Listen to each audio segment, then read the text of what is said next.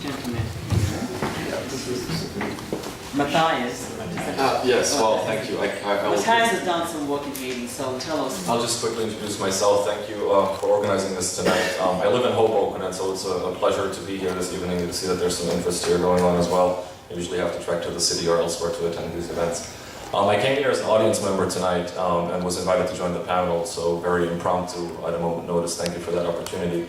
I have, after the earthquake, 4 weeks after the earthquake, myself and 2 friends, regular Joes, people with a 9-to-5 job, put together a group of 12 professional nurses and doctors that worked and provided medical and humanitarian relief for a period of almost 2 weeks to over 1,200 individuals in a slum in Port-au-Prince.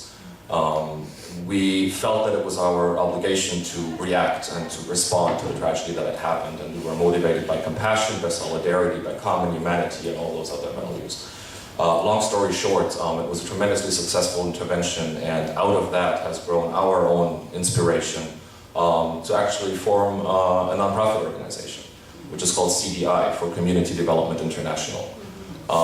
Very recently we've gotten our incorporation status. However, in the meantime, since February last year, we have traveled to Haiti on 3 occasions to reconnect and to build bonds with a community where myself and a co-founder of mine have had relations for over a decade, on and off again. In the process of traveling there, we met with households, we did surveys, we spoke to local people, community leaders.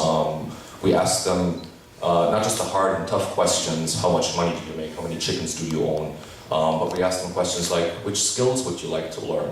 What are your dreams? Do you think your children will have a better future than yourself? Are you happy?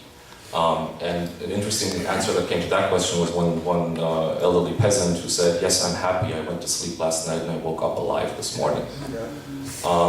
Long story short, based on these conversations and in collaboration with a local grassroots, Haitian grassroots foundation, we're looking to roll out projects in the fields of education, agriculture, renewable energy, eco-enterprise, environmental protection, and understanding that human health is critical to all of these other areas, health. What we're doing at this time is we're putting together yet another medical group that will be visiting Haiti for 10 days at the end of January, early February. We will be going to this town, which is a rural area, and speaking about centralization, decentralization. All the money that we have not seen in Haiti, that is being spent in major population centers and not in rural areas, is more reactionary than anything else.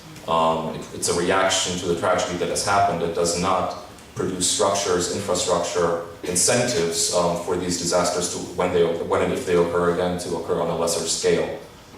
So the approach that we're taking in working with the rural community, we're hoping that we can A, revitalize that community, that we can create hope, dreams, and inspiration here together with the local people, with them, not for them, and to possibly create an environment that will be able to absorb some of the excess population in the city centers. Now, during the earthquake or after the earthquake, people have left or had left Port-au-Prince to go back to their provinces.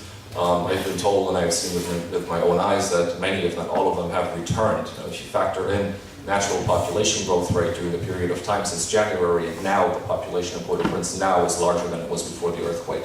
And people are still living in tents, including friends of mine who called me as recently as yesterday, saying that we were not ready, our names didn't show up on the registration sheet for voting. We wanted to vote, we couldn't vote, what can we do? So it's just, it's absolutely disillusioning to see what's going on. And so, and we can argue about the necessity for 10,000 NGOs, but I think that with the approach that we're trying to take is select a community, build bonds with a community, target a particular community.